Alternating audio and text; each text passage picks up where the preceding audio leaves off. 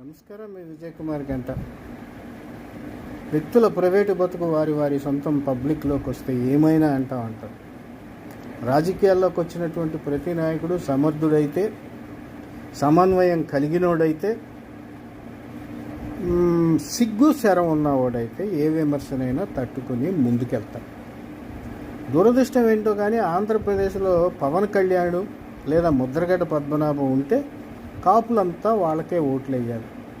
లేదా పవన్ కళ్యాణే నికార్సైన కాపు, ముద్రగడ్డే నికార్సైన కాపు, మత్సలేని నాయకులు అనేటువంటి దుర్మార్గమైన పనికి మాలిన ఆలోచనలు మానండి.